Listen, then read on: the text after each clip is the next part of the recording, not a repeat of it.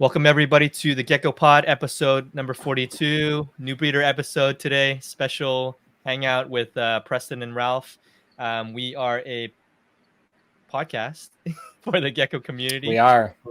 We are. We talk about the hobby and business of breeding geckos.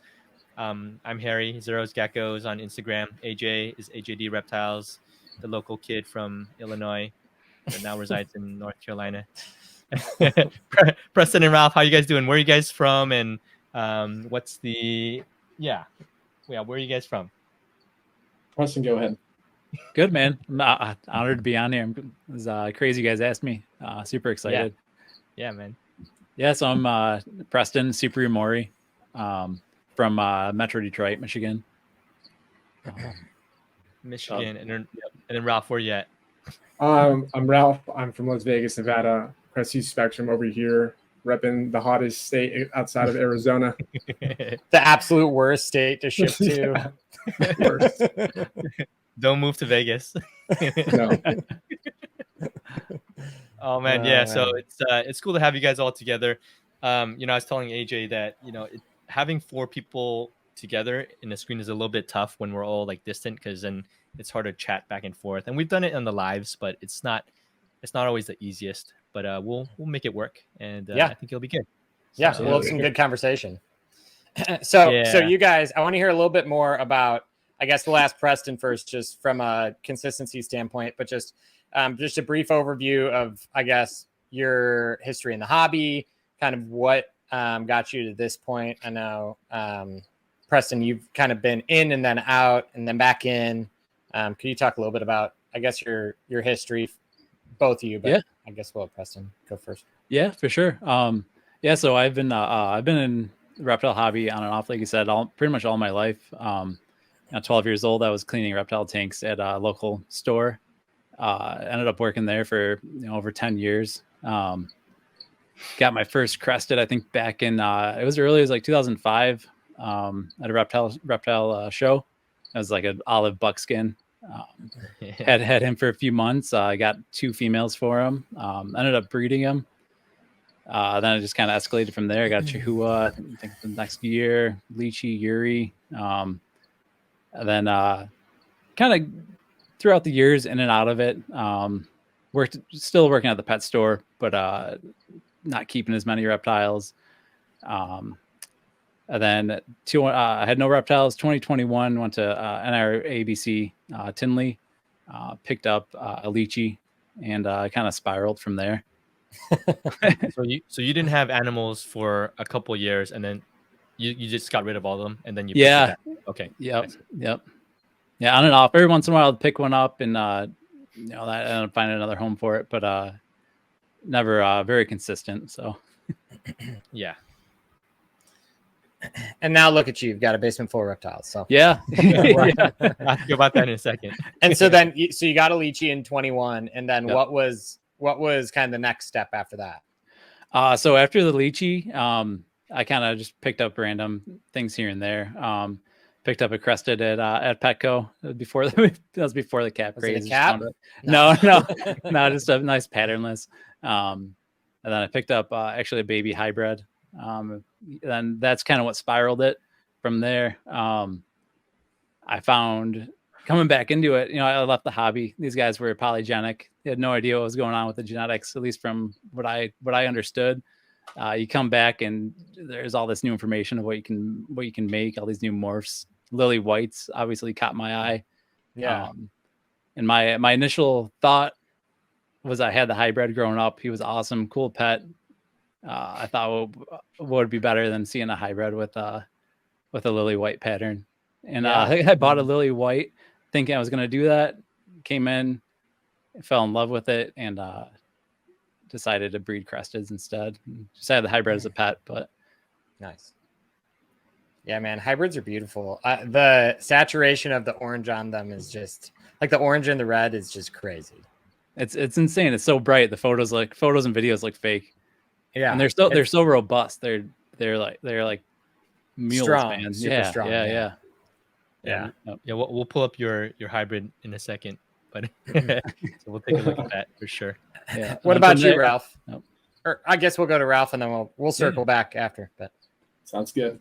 I started with reptiles. Yes, same thing with Preston. As long as I can remember, I grew up having reptiles. My dad collected exotic birds, and I was mainly into tortoises. So I had started keeping tortoises from, I think I was 8 years old up until about 2 years ago. So I kept tortoises in California, moved to Vegas, and I found my first exotic pet store where I got my first sulcata tortoise.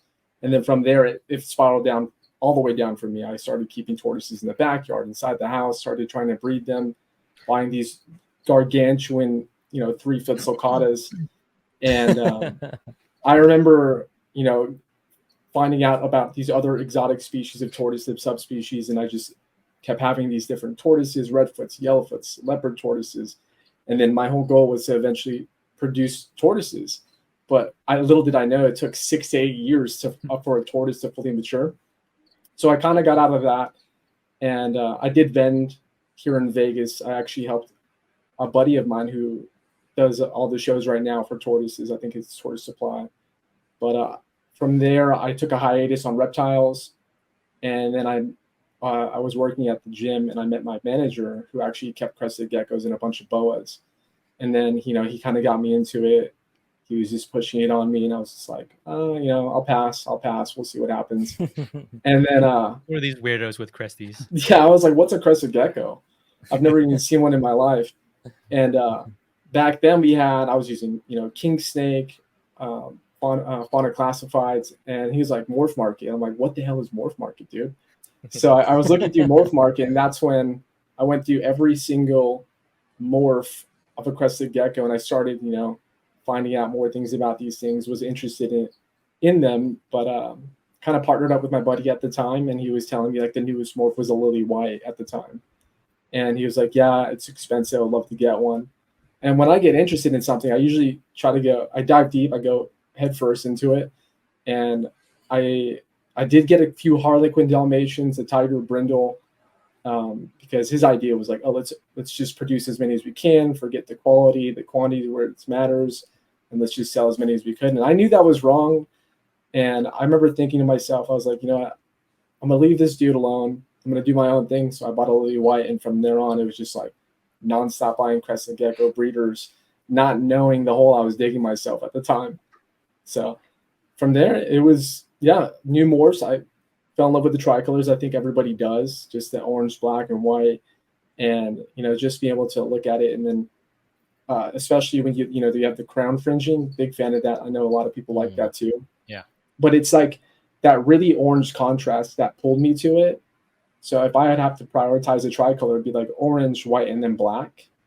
I mean, it could be different for everybody else, but tricolors and just that orange contrast against the black and white. It just, I don't know. From there, it was just like I need every type of tricolor with the phenotypes of pinstripes, extremes, and just trying to work them in some projects now. How did you get your name Crestie Spectrum? Is it because of the coloration or just the wide range of morphs? Or I would say wide range of morphs. I mean, I started with, like I said, Dalmatians, tigers, like the lowest quality pet tier animals that you could possibly get. And from there on, just like I said, going through Morph Market and hitting every single morph and phenotype, it's just like there's a spectrum of Cresties. Like you can really produce anything you want. And from there, I was like, just in case I decide to stray away from tricolors at one point, I still have a spectrum of different cresteds. Yeah. And then, Preston, your is it Dragon Ball? Where's your name? It might AJ's have roots. Wondering. AJ wants to know. it probably has roots in Dragon Ball. So I've always been real big into like Japanese culture, anime, cars, stuff like that, and tattoos. And there's your tattoo. Yeah. And I was just trying to come up with a name, and Yamori is gecko in Japanese. And I was like, I can't just be called Yamori. No one doesn't have reptile or crested in it. No one's gonna know what's going on. Either Super doesn't help much either, but Super comes from old car magazine I used to read when I was little. Super Street. Yeah. So nice. Super Yamori. Kind of thought it sounded good. Oh, That's my God. awesome. That's most cool. people probably have no idea what the name means. Well, now we do. Named Crested, but Super Yamori Cresteds. yeah, LLC. Add a little Cray. Sounds like an anime. Yeah. Ralph's is easier. Crestie Spectrum is right. Yeah. I always thought it was like Super Yamori. I was like, it has to be Dragon Ball Z related. Yeah. Every time I play like Dragon Ball, yeah. That's awesome. So both of you guys kind of came in, myself included. We came in again for you, Preston, during kind of this whole COVID bubble, Korea market bubble. What are your kind of thoughts in terms of and reflections when it comes to coming in during that time and how things are going right now? Like let's go back and forth with that a little bit. Yeah, I mean, coming back into it, I was pretty sticker shocked at some of the prices these things were compared to back when I had them. What drew you? Is it what drew you? Kind of like the crazy market? No, not prices so much. Okay. Actually, what did it was Instagram. For everyone, I stumbled upon. I remember Crestopia, Morph Market Gabby, not Morph Market, Morph Menagerie Gabby, and KDS Geckos. I remember seeing their pages and just being blown away. Like the geckos look like completely different than they did when I had them before. That's what drew me into it. But as far as like the market as when I came in, they were super high. I mean, I remember paying $700-800 for a gecko. You can get $200 today. But it is what it is. I'm not upset about it or anything like that.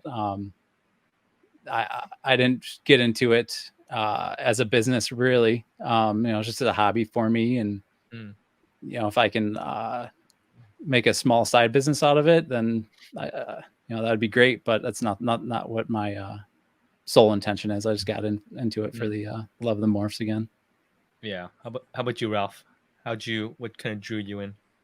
So, besides, your gym manager, my gym gecko buddy. Honestly, what drew me in was that it was just the colorations and patterns at first. When I got into it, I got my first crested gecko August 2021, and I was going through Morph Market, and I didn't think anything of the prices. I thought these were all the regular prices. I was like, they're pretty expensive. I'm like, like Preston was saying, like the gecko you find now that's $700-800 is like $250-$200. So I didn't like the money thing. It wasn't. I do feel like a lot of people are driven by the money when they see something like this because of how high the animals are priced. But I just liked just being able to, because reptile guy, always having reptiles, and I thought it was good for me to try something different or have something different, start off as a pet. But it was definitely that, just how they look, like the big crest on their crown, massive. Like if you see one that's like a wide body structure, those things, and they were just chill geckos to hang out with and be around, to admire and look at them in a cage, or whatever enclosure you have them in. And but as far as the market now, I think it is a big shock to see about 5,000 plus geckos on Morph Market, just Morph Market alone. And then when I was just getting into the hobby, the listings were up to maybe 2,000-3,000 max. So just to think, like from 2021, midsummer to now, there's 2,000 more. 2,000 more animals.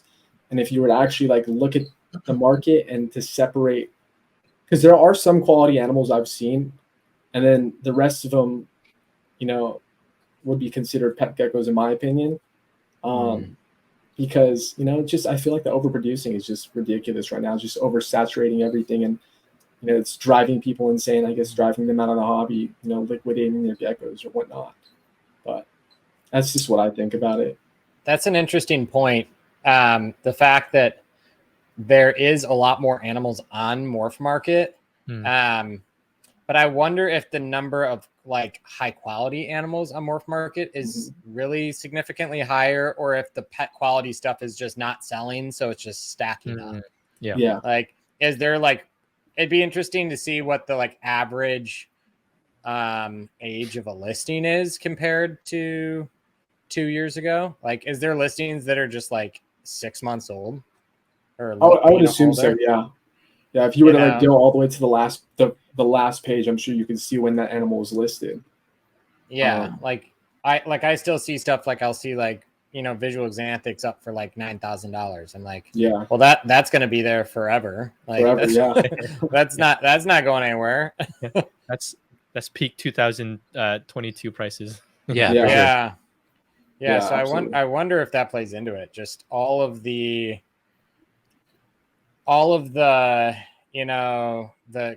the kind of crappy stuff, just kind of pet quality stuff is just kind of sitting. And this is a bit of a tangent. Have you guys picked up a lot more animals this season now that the prices are a little bit lower? Yeah, I know I did. I started picking some stuff up here and there, but yeah, it's definitely a good time to get into it. And I think if you're buying top tier quality animals, I don't think you're gonna lose. So yeah. As far as me, I haven't really picked up that many animals this year alone. I think I may have picked up 5.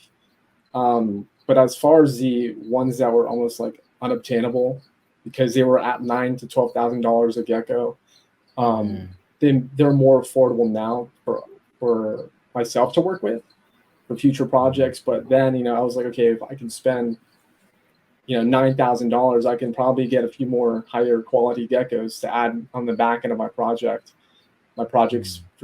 for generations to come or however many years.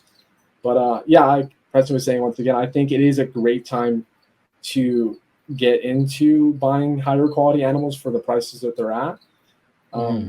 Especially if you are a new breeder, like coming from the standpoint, where I'm fairly new, it is hard to find a good gecko around, whichever weight you find suitable for you, like 10 to 15 grams at a good price, at a good quality. Like if you were to separate the higher quality versus the lower quality, there's probably maybe less than 100 good quality geckos on Morph Market, I'd say. That, you can actually add to your collection and use. But everybody's different, Yep. What's interesting is, I was talking with AJ, I think last week or so, and AJ, you were mentioning how even if you have like top animals that are breeding, not everything is going to be top end, right? And so even people with like top stuff, offspring, the offspring, they will have a decent amount of like mid to lower tier stuff that they have to move, right? And so I think that plays into it too. We're just overproducing animals, maybe. I don't know. I'm not sure. Yeah, but like as people are trying to, like, for example, say you're trying to produce, your target animal is fraps, Yeah. You want to make fraps. Well, in order to make fraps, you're also going to make normals. You're going to make caps. You're going to make lilies, and you're going to make fraps. So, like, if your target animal is 1, like, you're going to make 3 animals for every one you do want to make, or maybe even worse odds. Some people, like, I know Robbie posted, he made like 30 animals before he got a frap. And then Brian Hu got like 6 out of 8. So So, but I mean, that's just the perfect example. Like, as we're coming into being more of like a morph centric, more like ball pythons, as we come into that, I think what we're going to see is that there's going to be more and more, I don't know how to say this, like, stuff you don't want. Yeah, like byproducts, like animals that weren't the target animal. Like in ball pythons, I know the way that things work is like there's a target animal, and then if you don't hit the target, like a lot of those snakes get wholesaled. Like they just get, out of the same clutch, there might be a snake that's worth $30,000 and a snake that's worth $100 out of the same clutch. Do you guys know if you just don't hit? Is it similar with the ball python world? Are that snakes are just overproduced and it's flooded, or I don't know the snake market. I think it's harder to flood just because the demand number of eggs is significantly lower. Like ball python production is a lot lower. And it's also much more, I mean, there's a lot of ball pythons, don't get me wrong. Yeah. But the clutch sizes are smaller, and they are generally more expensive to keep. So I think that probably puts a little bit more hesitancy on pairing things that you don't want to be, stuck feeding tons of offspring from. Yeah.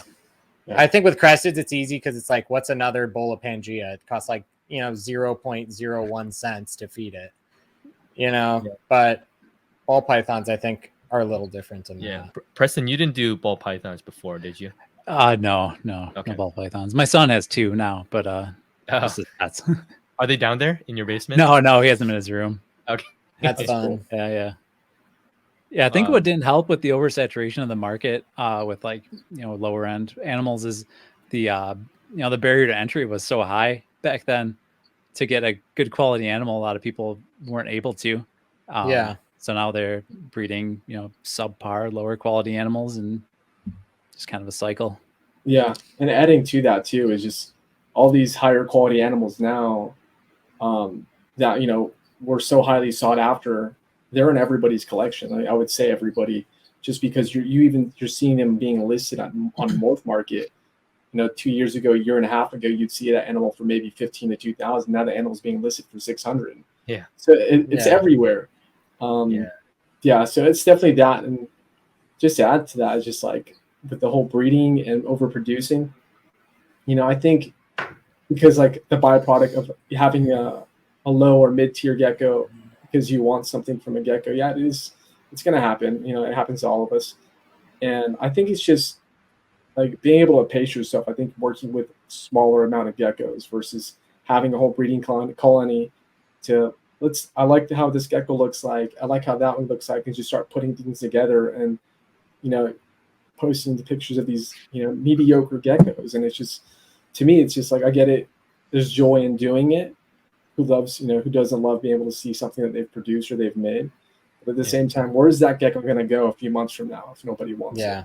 You better have an outlet for them if you're going to do it. You need an outlet, right? Yeah. I think that is something that I've been learning, from either AJ or even Jordan, Ruby Reptiles, when we were chatting, just with all the dragons that he produces, he has an outlet to move them, even if people don't buy them like privately, right? Retail. Or at shows. So, but most people don't have that outlet. And so I think people don't think about that when they're producing animals. Yeah.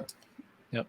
Yeah, it's important. I mean, just having, I guess, having a backup plan on like where you're going to sell these animals. Like if you're not going to be a road warrior and hit shows, if you're not going to be like, doing some kind of an online auction or, some kind of like a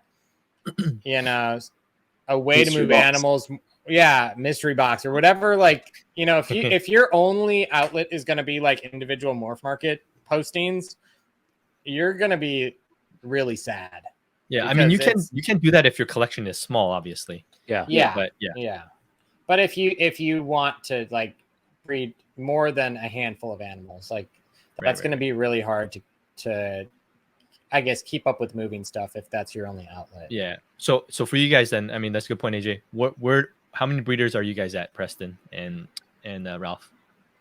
For me currently, like up to age, I probably have only about 12 females, probably 4 or 5 males, and then the rest are grow out. So got it. Okay, that's pretty small. Terrible. Yeah, manageable. I'm about 25 total. Females? It would take 20 breeders total. So I have about 16 females and 9 males that are breeding weight that have produced already this season and the season before.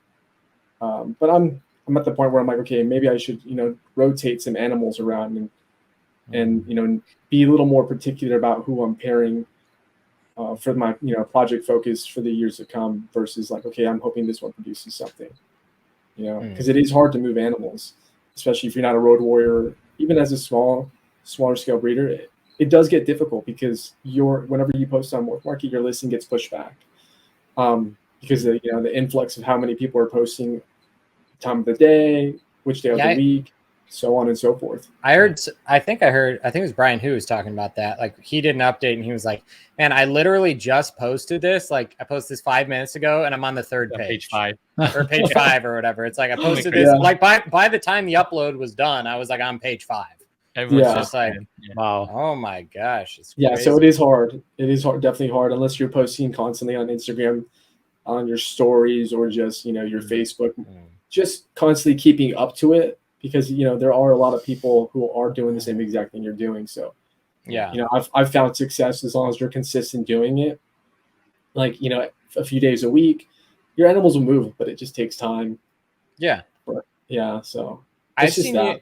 I've seen you. You've done a really good job, Ralph, with just, for being newer, like getting out there and you're selling your animals. Like, I see stuff moving, which is really, really encouraging and shows that you know what you're doing. So I appreciate that. Thank you. Yeah. Ralph, are you in your third season?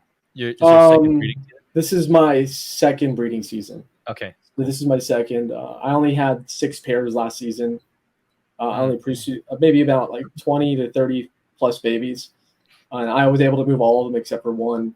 Nice. So the good thing the thing that I've learned being a new breeder and not knowing what's going to happen with your first season is that there's a market for every kind of gecko, because there's not just one type of gecko that a person like. I know this was mentioned before on a Gecko podcast, but even the one that you may not look at scrolling past it, somebody else is going to stop and like, I actually like that gecko. Yeah. So it just takes time. Like, I guess it's just the patience. It's a waiting game of somebody to pick up on it, or, how many times that gecko gets shown off, or if it's relevant in somebody's, market page. Yeah. Yep. Yeah. And make sure it's represented. True. Yeah. Absolutely. You see so many. Yeah. You see so many with, photos that are clear or messy background animals that stand out. So absolutely. Yours look good. You're always able to. I'm trying clearly, and I'm just trying to, like, whatever lighting source I have, I'm just going to use it to my advantage. Whatever I can do with it, There are times like the photo box has been super helpful, but I'm like, I'm done shooting on an iPhone. Yeah. So I guess we'll pivot. I want to ask you guys a question. So from a buying perspective, like when you're buying animals, from a photography standpoint, is there a certain style that you find you gravitate to, like certain breeders, availability photos? Obviously, like the animal speaks for itself to a point, but is there a certain photography style that you find you're consistently drawn to? Yeah, absolutely. For me, it's honestly the deli cup. If you got the gecko in a deli cup with a little bit of this, you spray, you missed it, and it's just in like a nice light setting, whether it's by your window or something like that. I'm usually more gravitated towards that, because I'm like, okay, well, there's not really much you can do. It's like, okay, this is what it looks like, even if it is. This is what a paper towel. This is what a paper towel looks like. I know what color a paper towel is. Exactly. The paper towel is a good reference, right, for the gecko. Yeah, it really is in terms of the coloring. Yeah, I'm the exact same way. Deli cup photos, nice lighting, not messy background. You can clearly see what you're looking at. Catches your eye. I used to think like, okay, you got the photo, it's nicely portrayed on a your piece of wood or some cork bark, and I used to think like, and once I started taking photos in a photo box, I'm like, it is actually a lot more difficult to get an accurate photo of the gecko itself. So like that made me think, it's like, well, if it's hard for me to even tell with my own geckos, like this photo doesn't display what it's actually looking like because of the photo box, like just pulling it up, like, just like that, like something simple like that, you're like, wow. You and Chase at Zengex, you guys got it down. Yeah. You just got the AJ's Deli Cup pictures. Yeah, it's like the rawest form of you getting a gecko when you open your shipping box. Like, there it is, gecko in a deli cup. Yeah. Boom. I like the gecko. The delis are cool too, because you can see the sizing of it for reference, the paper towel, and you're used to seeing animals in a deli cup, right? in person. So it's basically like if you were at a show and you looked at an animal, right? Absolutely. Like, I think that's what it's like makes it more relevant for me, is just being able to look at it exactly when you see it when you're opening the shipping box or if you're at a show. It's just it's a beautiful animal. And from a shooting photos perspective, that's a very easy, even like doing that in a light box inside is a very easy thing to do and like batch process. Like it's a pretty easy photo because when you're doing like a lot of animals and you're uploading and doing all that stuff, speed is kind of the name of the game as far as like getting through stuff. So if you're shooting like geckos on like a black mirror and every piece of dust you have to like clone stamp it out, or you're shooting on a white background and you don't realize how much dirt geckos have in their toe pads that they leave on your white background. And it's like, so paper towel is nice because you can just have a new piece. So like you shoot a gecko in a deli cup. Here's a trick. I always have a clean deli cup that like I cup them to fire them, and I take the gecko and I put it in another deli cup to take the photo. So it's and I take that gecko out and I put it back in its deli cup. So if you try to shoot it in its deli cup, its paper towel will be all like mangled and rotating deli cups. So you have like the photo cup and then the not photo cups. It's funny how much those photos really stand out. Something so simple really stands out. You never like, you could literally scroll through stores, you like deli cup, stop and look at it like, okay, right. And that, and like in hand photos, people really like in hand photos too. Or deli cup in hand, like that. Double combination. You know, it just makes sense to me. The hand.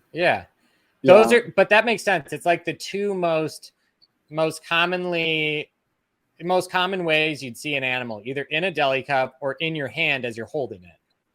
But not with the black glove though, because I'm not used to the black glove. The black glove. It just makes it easier because you can actually manipulate how you want the gecko to look. So everyone using gloves. Do you guys? So Ralph uses gloves. Do the rest of you use gloves? Okay, I do when I'm cleaning. Yeah. Really? Yeah. I guess I'm just old school. I'm like, I'll just like wash my hands really good after. Me too. I don't use gloves. I do like these pictures. Also, Ralph, you have good pictures, but Preston, also, you have some pretty clean stunning pictures. Thank you. Thank you. Your hands don't look gross like mine. Everybody taking photos. Clean. Trim your nails. You clone stamped out your blisters? Yeah. Your calluses. Yeah. Oh, that's funny. Man. All the Cheeto dust. I do like background outdoor pictures if it's done well. Some of them are too crazy, but I feel like you do a good job with the outdoors. AJ does a good job outside too, I think. Yeah. I'm not even gonna try. My gecko would turn into jerky. Dude, when I came over to your place, Ralph, it was oh my gosh, it was like I was on fire. I was instantly like melting. Oh man. Ralph is basically probably paying a second mortgage just on his AC bill. His AC. I'm trying to keep it like 79 degrees with a humidifier. It's pretty easy. Has your AC ever crapped out on you? Oh yeah, it happened 2 months ago. I mean, like a month and a half ago. Oh no! It was baking in here. My geckos was like 81, 82 degrees, and I was freaking out. Man. Oh my god! Like, cracked everything open, spraying it with ice water. Oh man! Jeez. Yeah, it was horrible. Stressful. That's almost as bad as Daytona. It was 84 degrees in the room I was in for 2 days. Ooh, no. Jesus. Wow. I mean, 84 is like 84 is hot, but it's not like it's not like it's probably not going to like kill the animals, but I mean it is too hot for a show. It's pretty hot. Yeah. Humidity too is a factor in that. Oh, bro, it was so humid. People walked in and they were like, "This is horrible." And this was like a major convention center. It was crazy. Yeah. Yeah, I can't. So if you breed like anything temperature sensitive, don't vend at Daytona. Last year's SAC show, I think I said this before. Last year's Sacramento show, Sacramento gets super hot. It's more inland. It's like 100 something. The AC was out in the building. It was so bad. It was so gross in there. I felt so bad for all the vendors because they're stuck in there with their animals. And so it's bad, man. It can get rough. Even Tinley, man. Chicago, almost winter, fall. It gets hot in there. Yeah. I heard like your walking distance is like arms apart. Right. Yeah, dude, that's what I've been told. It's so packed in there. Where my table has been historically, though, is right by these like loading dock doors, and they love to just like leave them wide open all of Friday and like half of Saturday. So it'll be like 50 degrees at my table. Good for the animals, I guess. You need a space heater. Yeah, it's crazy. But yeah. The photo stuff is really interesting. I was telling Harry on the phone today. I said I think that gecko breeding it's probably like 50% breeding geckos and 50% photography. Representing your geckos, right? Yeah. Don't put them on white background. AJ said, "He's like, don't do this." I keep telling him, give it up, dude. He keeps posting these white background photos. I'm like, stop it. Okay, so right here is my folio that I got from Dan at Gecko Harmony used, and I don't have any other background right now. That's all I got. You just got to get the planks, bro. Yeah, I have some cork bark, I guess I can use. No, just get the vinyl planks from like your local hardware store. Don't use the cork bark. It'll be settled in a week or so. I'll figure it out. Everybody will see Harry's new photos, and you'll be like, "It's gonna change his life." It's so hard to make it consistent. So yeah, it is. It's a skill you have to learn. I mean, I look back even on the photos I took like 5 years ago, and I'm like, oh my gosh, it's so different. Like, even just like 5 years ago is, which in me, like that's not that long ago as far as how long I've been taking gecko photos. Yeah, and they look wildly different, improved. Yeah. You just constantly learn little things, little tweaks that you're like, it's okay. Improved in the sense that your skills have improved or the cameras have improved. I think it's skills. I mean, okay. I could take a good photo with one of my older cameras. The only thing that I feel like in the new cameras is like significantly improved is the autofocus. Like the autofocus in the new cameras is crazy. Yeah. Like even the Sony right here is super quick, right? You can pull it up right here and it auto focuses. Yeah, like the autofocus is crazy, man. I like the new autofocus stuff. Yeah, seriously. It's nuts. Question for you guys, Preston and Ralph. So as you guys have, as new breeders, how long did it take you guys to develop an eye for good geckos? Sometimes I'll get messages and they ask like, oh, some new breeder advice, and I'm like, you just have to look at a ton of geckos and know the value of the market so that you don't buy crappy geckos at an insane price. How long did it take you guys to develop an eye for geckos? I mean, we're still doing it now, but Yeah. For me, I feel like it was a shock coming from coming from Flames when I used to have them to looking at Crestopia's page. Yeah. It's like, what are these things? Oh my god, a different animal. But since getting back into it, I feel like it took me a good 6 months to pinpoint what I was looking for sure. And I'm still developing it. Still trying to figure out. Yeah. Has your taste changed? Like, did you start liking tricolors and now you like something else, or do you feel like you're still on the same path you were at? Tricolors, tricolors are what pulled me in, and I still love tricolors. But now I like a certain tricolor. KDS does it really good. The real cream white, light yellow, like real, like that second or third photo there. That's from her. KDS, like that kind of tricolor. Okay. Okay. That's what I'm shooting towards. High white, high cream, lighter yellow, orange. Yeah. So Gabby has a lot of high white tries as well, right? The paper white tries. Yeah. Gabby likes the orange stuff more though. I think she likes the yellow stuff too. But the orange is nice, but I feel like the yellow is just crazy looking. Yeah. What about you, Ralph? Yeah, it took me, I would say around the same, like 6 to 8 months to actually understand, after looking at thousands of, tricolors and, a lot of breeders from Korea to here who have been working with them for so long. Prime examples like, Druid here that everybody loves, like his offspring. And then you go into Korea and you see what they're doing. I think for me, tricolor wise, like I would love my goal I would just love to create a mainly orange contrast or coverage or base color tricolor with really thick pins, almost like a super stripe, and have some crazy just white lateral patterns and white spotting, white snowflaking around the whole entire gecko with drips off the dorsal.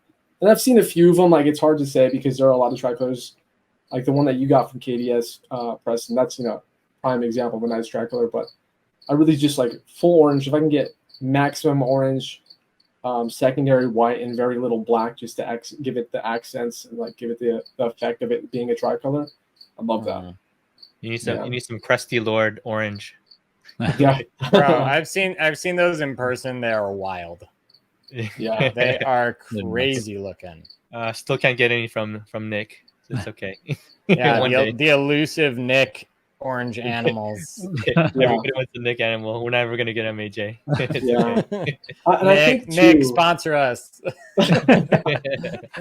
I think too is like another thing I want to add into that is like there are a lot of amazing lines, but like we were talking about before, these lines are in a lot of people's collections now. So just thinking back to when I was trying to like dial in or focus in like what was high quality, what was mid or low, was just being able to figure out like, is it possible to make a gecko as great as these world-renowned geckos without having to use that mainstream lineage or that lineage already that's being outcrossed? Because there's a lot of lineage that I've seen, or genes in general, that haven't been outcrossed together. I'm like, well, what if you put that gecko and this gecko together? So I think there's a lot to do still with I think every morph.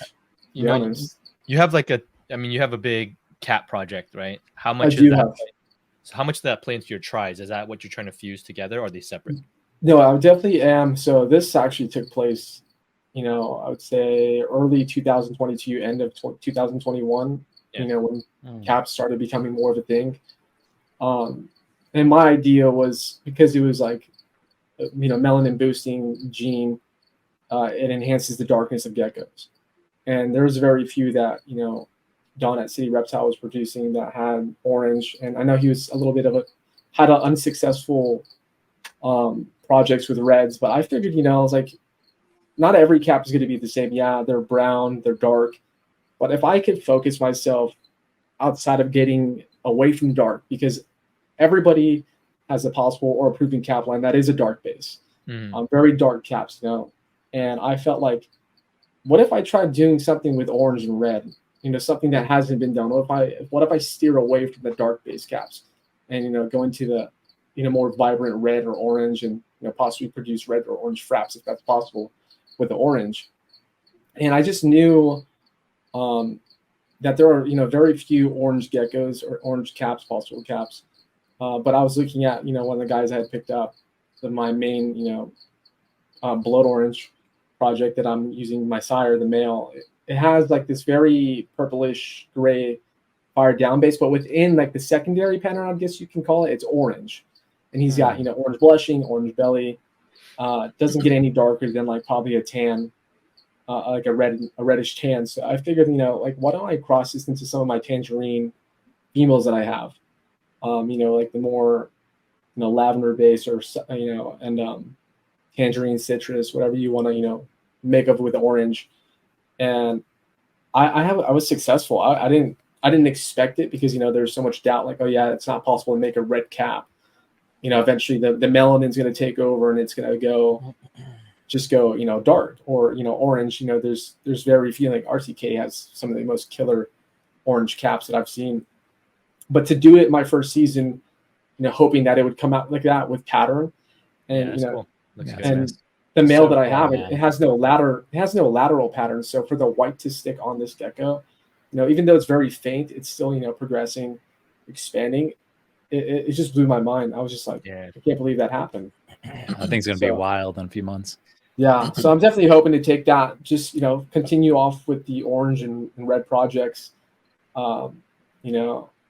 just to stay away from the darks, because everybody's doing it. A lot of my geckos are already orange base or orange contrast. So, breeding into something that I'm already working into with my tricolors. Yeah, that's cool, man. I like it. Yeah, those are so beautiful, man. Yeah. Appreciate it. How many caps do you think you've produced? This season I've probably produced, there's a few that I'm questioning still, but I've produced probably like, so far, I'd say right under 30. Just right under 30. That's quite a few. Yeah, and 2 hatched last night. So yeah, about 30, I'd say. But like I said, like this was happening before Korea started importing their caps here before, Mm-hmm. possibles were, being labeled caps without being proven out in whichever way you consider being proven out. Mm-hmm.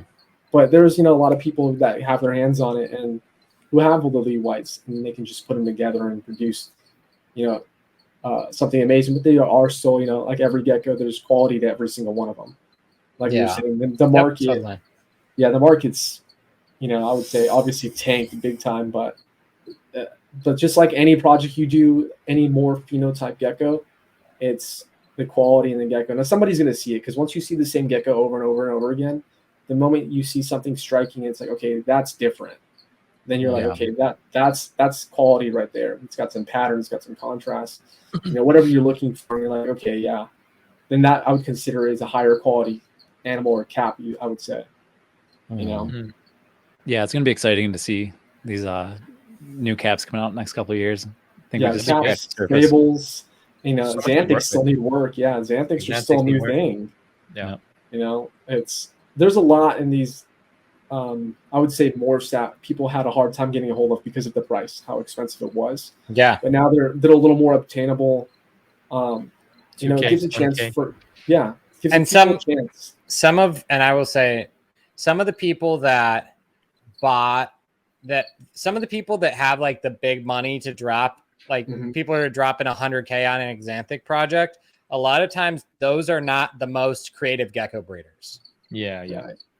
It's more for like, they see things more business minded, which there's nothing wrong with, but like, they're not the people that are like, how can I do these like tiny micro adjustments to like take these to the next level? It's more like, like I got to make a bunch of these things, and I think there's a place for both. But I'm excited for those people that are really creative and have a really good eye to work with the genes, because I think we'll see them taken to the next level from a quality standpoint. Yeah, like what Ralph is doing, which is crazy.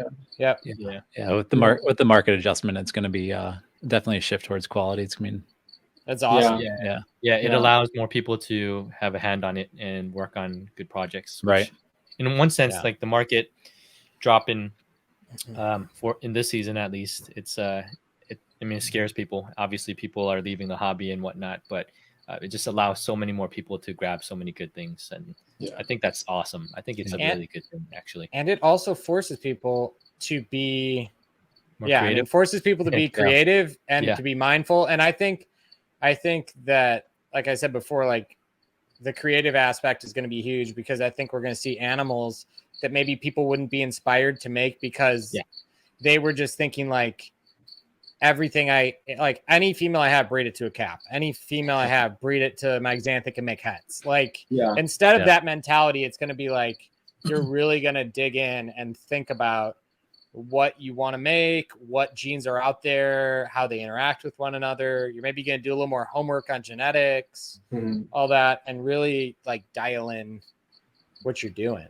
which is good. I mean, that's really good for the hobby.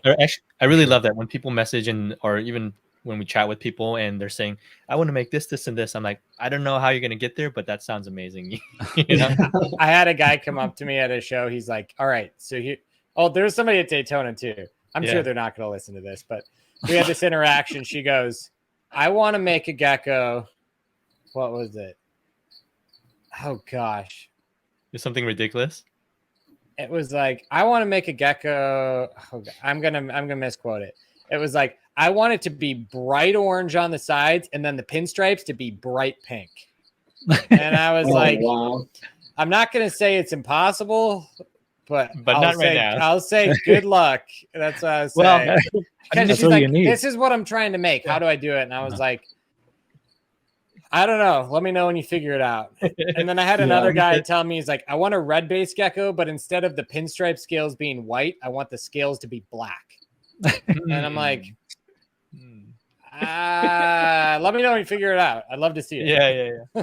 That's the the tangerine geckos are almost there. I mean, they're tangerine pinned, and throw some red in there and make it. Yeah, that's funny that we're talking about this now, and I want to ask about this. So breeding, going into breeding, when you're pairing geckos, and then you have these fertile clutches, or you've hatched a few geckos, and then you move that breeder. To me, like it doesn't seem, I can't justify the thought of that. When I look, sell it. And like I look at my geckos now, I've had for like a year or 2 years since I started. I'm like, I really can't move anything because I know it works for every project to get me closer to what I want my gecko to look like.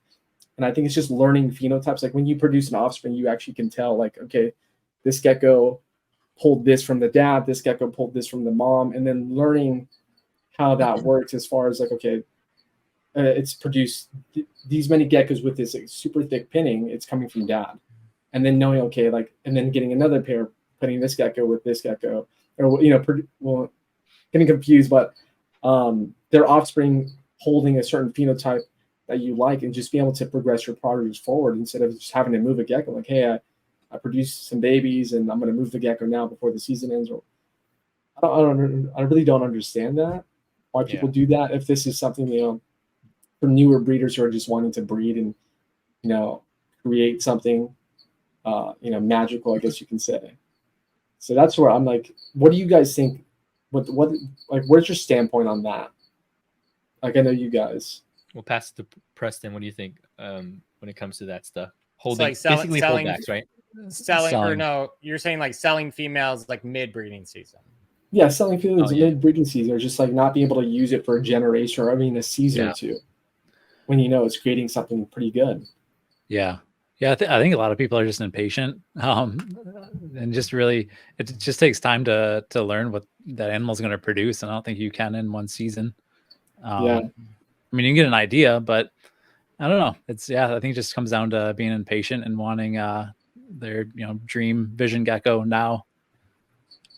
But I see that happen a lot with, there's a handful of breeders that I think really chase like a certain look, and so they'll buy an animal, like they'll buy an adult and they'll breed it, and then they'll get a clutch or two, and they're just like, this isn't what I want, and they'll just sell the animal. And I think it's dangerous to try to chase. It's dangerous to try to chase the outcome you're looking for just by buying adults and breeding them, and then not giving them like a fair shot. Because maybe you just paired that animal wrong. But I see a lot of that. Like somebody buys a male, breeds it for like 2, gets 2-3 clutches hatched out of it, and is like, I'm selling him. I'm just like, really? I don't know. I do think it takes time to figure out your pairings, because when you pair stuff together, and maybe we see this a lot with breeders, big or small, and how people just rotate breeders in so quickly. It doesn't allow them to see what they can produce, like what you were talking about, right? And you're just selling stuff, and the potential that you can do with certain breeders is kind of lost. And I think it's kind of sad to see, I think, and maybe somewhat discouraging to others when they see, like, how can I create a project? And really, it takes generations to create your stuff, right? How long did it take you, AJ, to create your frost stuff? A long time. And I'll say something about that. Yeah. Because if I say, like, with the frost stuff, with like Felix Julia, that pairing, if I just said, like, I want to produce, say, that like that target animal, like the black and white animals, tons of white spot, I would be disappointed a lot of the time, because that pairing specifically throws like 5 phenotypes that are pretty different. Like, you've seen them, Harry, when you're over at the house. I'm like, this one's a Felix Julia. It's an orange. It's an orange tricolor. This one is. It's a yellow tricolor. This one is. It's like a black and white animal, no white spot. This, black and white with white spot. It's like tricolor with white spot or without white spot. It's like, so all of those animals come out of the same pair. And so when people are like, I want, and somebody's like, I want a Felix Julia, and I'm like, well, they're not. They don't all look like. They're all the same. They do. There is variance within a pairing, and so I think that you need to realize that even in a single season. Like, I've had seasons where that pair, say I produce 12 offspring, I'll hit like 4 of the ones I want, and then other years I hit 1. Yeah. And I think that that's like you could, so it would be possible that you could go like 2 seasons and not hit the target animal out of a pair. Yeah.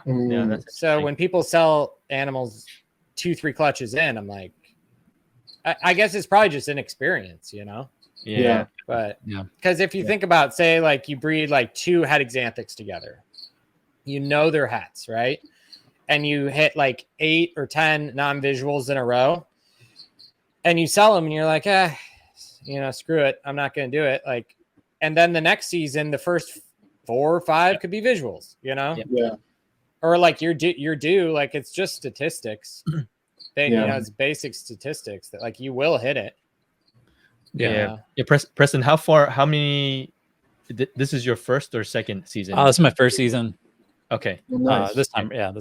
So have you seen kind of within your collection and your breeding season, kind of those things when it comes to like you put a pair together that you think is going to be amazing, and then some of the stuff is just like, Yeah. I actually just had, I've only had, I think 6 hatch this year so far. I kind of started late. Okay. But yeah, out of those 6, I mean, it was from 3 different females and the same male actually. And they most of them look completely different. So it definitely takes time to figure out what throws what. And if there's anything this hobby is going to teach you, it's patience. And if you don't have it, you're going to be pretty disappointed. Especially with crusteds. I mean, I've seen some stuff, like I've been over at Gabby's house and seen some animals hatch out, and she's like, this tricolor is going to be crazy. And I look at it, I'm like, it doesn't look like anything when it's little. And then like 10 grams later, it's like, oh my gosh, that thing's crazy. Wow. You know, but some of the stuff, depending on the type of animal, like some of it out of the egg looks like crap. And then they look amazing when you give them like 10, 15 grams. Yeah. It's really interesting, you know? Yeah. That brings up a good point. That's when I started collecting, I loved looking at progression pictures. Through the Facebook groups, just get an idea of what you could expect. It's insane, some of the changes these guys have. We need some deep progression Facebook groups where where you buy a really nice gecko and it turns out really bad. There's a lot of those stories happening. Buying a gecko, we gotta do that. Doesn't do anything. You buy a beautiful gecko and then it's adult and it's just super ugly. I've had a good handful of those where it kind of glows down, and so for sure. glow down. The glow down regression. That's funny. Like, since we're talking about this, and that's another thing, is that since we're on the market and stuff like that, you know, buying grow outs is something versus, having to buy ready to breed animals. You know, it's hard to, you see so many ready to breed animals, you know, like they have the tag date 2015, 16, 17, 18, 19. And I always thought to myself, I was like, well, gecko doesn't really get into its prime till like 3-4 years old, you know, like it's age-wise, it's there, it's produced, if it's proven already. It's like, when is a gecko really not useful anymore at that point? At what age would you say? I've always thought about that. I don't know. I mean, it depends on male or female. And I have some females I'll give a short example for me. I have some females where I gave them a couple years off, some kind of like legacy females. But now I'm like gearing them up. I'm like, I really want to breed that animal to like the sable male, because I think that they have things where they have positive things they could add that I don't think I could get out of some of my current animals, because I pivoted a certain direction, but I think they have strengths that they could add to, say, the Sable project, or like the Empty Back project, or any of these things. So I think that there really isn't a number where they're like irrelevant. It's more just based on the individual animal. Because some of these females I'm going to squeak another couple seasons out of are, I don't know, 7 or 8, 9. Yeah. That's good to know. And I'll give them a couple more seasons, because I think that they still have something they can still contribute to like the project. You have a trait, a specific trait and it's not like they're being bred all the time, but maybe they get kind of maybe they kind of get put on like the side of the room that's just kind of chilling and hanging out. And it's like every once in a while you go in there and you're like, all right, I want you to, it's good to know. Like this year, Harry, I bred Ernie again. I haven't bred Ernie in like 5 years.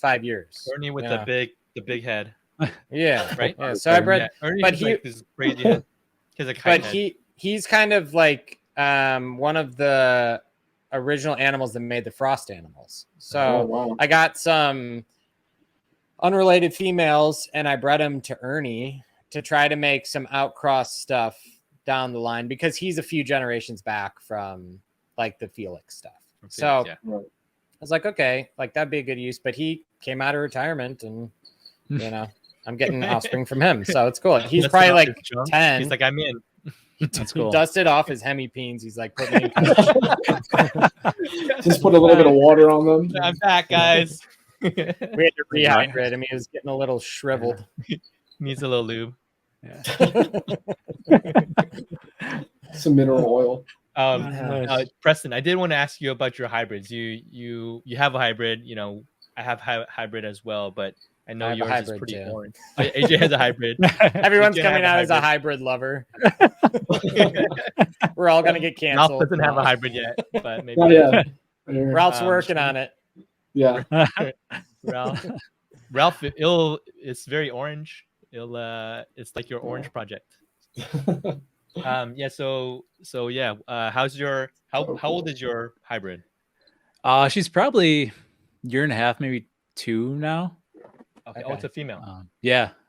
AJ has a female too, right, AJ? Do you? Yeah.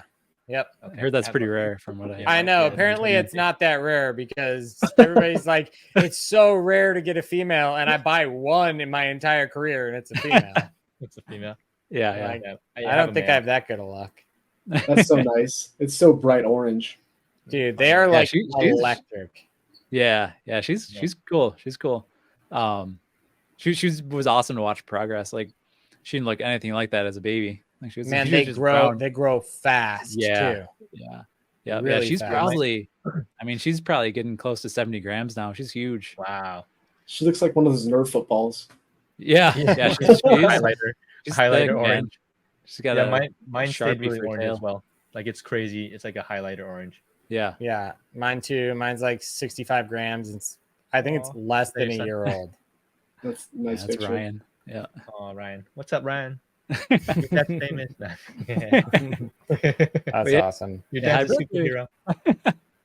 Hybrids are sweet, man. I mean, as long as you're transparent about what you're doing with them, and I don't really plan on ever. I shouldn't say ever, but I don't plan to have like a big project with them. I don't. As long as you're transparent with what you're doing with them, I don't really see the. Yeah, there's somebody in Hong Kong that is making these hybrids, and Patrick Wong. They're starting to look more like cresteds. It's kind of I won't be able to tell if that's the 75% cresteds, 25% Chihuahua. It gets hard to tell. Yeah, those get a little fishy. Yeah.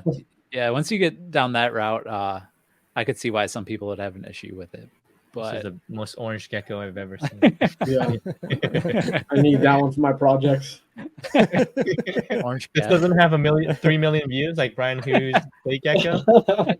So the things that have happened in the past day. Brian Hughes reel reaching like 10 billion views. Oh my god! And then what about Cowabunga with that freaking giant alien-headed? Oh man, I think it's wild. Yeah, I saw that. I was like, "What the heck is this thing?" I thought you had like blown air into that thing. I know. Where is it? Oh, here it is. Oh my gosh, it's so funny. Like, what even is that? It doesn't even have like discernible like body parts. It looks like a helmet. It looks like a squid. It's like, what is this thing? Oh my god! Imagine that thing developing in the egg and just like, yeah, I don't think I'm gonna make it out of here. I saw someone's comment. They're like, glad he didn't hatch. He was planning to take over the world. Yeah. That's so incredible. Really cool. There's an interesting couple days. Yeah, I love it when there's just funny stuff. It's nice when there's like funny stuff and not dramatic stuff. Yeah, take a break from all the seriousness. This thing has 3 million views. No way. And how many likes? Where's the likes at? Bro, 395,000 likes. Man. Oh my gosh. Jesus Christ. And I'm sure by the time crazy. we post this, it'll probably be like 500,000. It's insane. Wow. Man, that's so crazy. A 5-second video. That's Oh, awesome. 5-second video of a toy. That's awesome. It's Do you guys unbelievable. find it hard with social and posting and getting followers, and how does that work for you guys in terms of your goal, in terms of social and things like that? Yeah, I mean, my goal was to, let people know who I was. So by the time I had babies ready for sale, I had a good name and people knew me. It's tricky. At first I was posting probably every day, every other day, and it's kind of slowly trickled since then. But I try at least once a week, and I get decent growth. I have almost no followers compared to you guys, but it's not something I chase. So yeah. For me, I tried not to pay attention to the following because it distracted me from what I was trying to do. As far as if I paid attention to this much, and okay, I need people to follow me to acknowledge my geckos or acknowledge what I'm doing. My mindset was always like this: I'm gonna put out content there for people to see. If they like it, they'll follow me. If they like it, if I gain a fan because of what I'm posting, because of my geckos, I think that's great. But I mean, I like being able to post things. And, Brian was actually one of those people who actually inspired me to do these voiceover videos because, we all have different ways of doing things. I was like, it's so informative. I'll watch it maybe 2 or 3 times. Dude, why didn't I think of something like that? And I think that if people are be able to show off what they're doing outside of what they're following because of somebody else, of what they're, somebody else is doing, it gives an idea. It's okay, I don't have to just do what this person's doing because it's being shared so many times. There are different ways to do things. And as far as content goes, same thing goes with my geckos. If I'm out there, a person's either going to, pick up a gecko from me or not. And the person who doesn't want to pick up a gecko, they're not going to pick up. And I think it's just how it works. They're going to like your picture or they're not going to like your picture. They're going to look at your story or they're going to not look at your story. I think it definitely takes away from it because it is discouraging at times where you're okay, I'm posting all these pictures, trying to put myself out there and you're not getting acknowledged. And I've seen people leave the hobby because of that, or create a business page and they're not getting some orders or someone acknowledging their photo and they'll post a story about it. I'm just do what you're doing, man. Just enjoy what you're doing, post your content, and and people will find their way to you. You will gravitate the right kind of people. And I think that shows. You say eat, poop, and die. The circle of life. That's circle of life. You eat, poop, and die. Let's try not to say making cricket videos. Yeah. I was thinking about this the other day. If I had to do it all over again, and my social game is weak. It's not good. But I think that probably the biggest thing anyone should do is you have to get a decent backlog of content up. Mm-hmm. Regardless of if it is getting likes, you should just try to improve things, take better photos, whatever. And you just have to amass a decent amount of content on your social. Yeah. Because if somebody comes to your page and there's 4 photos on it, they're probably not going to follow you. You got to at least have enough to show that you're active enough, Yeah, absolutely. Yeah, I do think that if your projects and your animals are insane enough, you can bypass the social thing. And it's proven by Treehouse, Janine, right? She doesn't have a lot of posts. She rarely posts. She never posts. I mean, she engages. If you message her, she'll message, but she doesn't post a lot. And I'm actually inspired by that because it goes to show that if you have amazing animals, then people will still hit you up, even if you don't post a lot, Yeah, so, for sure. You're always going to be relevant. Yep. Yeah. Well, I think and making sure making sure you're putting, quality out there. I see pages filled with random photos that aren't even gecko related. You're like, what are you doing? Yeah. I love the memes. They're hilarious. But yeah, there's a lot of random stuff. Too. Yeah, the memes are good, but Preston, if you took a picture of your basement, you would get a lot of likes on that thing. Oh, absolutely. I think so. We've too. never seen just do basement background before. videos. Yeah, no, I need to. Yeah, like walk downstairs with your camera and make a reel. Yeah. Jump on the Who train. looks better than any of our stuff. Yeah. You come in my basement, you just see a bunch of shoe boxes with lids on the floor. Oh man. Like I can't even imagine. Like, and I think that's one thing too for the newer breeders is enclosure wise. As far as enclosures go, it is, you'll get I feel like you have a set amount of geckos that you want to keep or grow out or breed. At some point, making your enclosures or upgrading your enclosures, making it efficient for you, I felt like changed everything for me. Yeah. Because if you do, because you're buying these geckos planning on breeding at some point, whether you plan ahead or you do it around the time you start, producing geckos, I think it's a must. It's necessary. Whether, I think it's worth more than the actual gecko sometimes, because it's like people do burn out themselves. Or a work-life balance or a social life balance. It's like you need to be able to do this 2-3 times a week and still be able to throw in crickets and make it easy and fun for yourself. I think enclosures are definitely something that's important that people should, maybe spend more time investing in versus having to buy 200 geckos or 20, 30 geckos and be like, oh, well, I don't have the space. And then they're like keeping it for a few months, growing it out, and then having to move it later on. It's like, oh, I'm going to move this because I don't have space.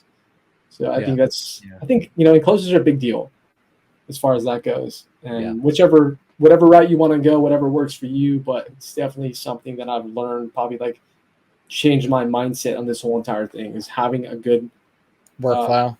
Workflow and just efficiency and just being able to do things and multitask all the way around. Yeah. So Harry, you went from lids to no lids on racks. What did that do for you, and kind of what's your review been? It's so I feel like it's as your numbers increase. Before so let's start here. Before I was like I went to Target, I bought these bins. They're the bigger bins and also the smaller shoe bins, and I was like, oh, I could do this. Like, why don't people do this more often? I only had maybe like 12 animals, right? And you're like, man, it'll be once you have racks, it'll help. I'm like, I don't need that right now.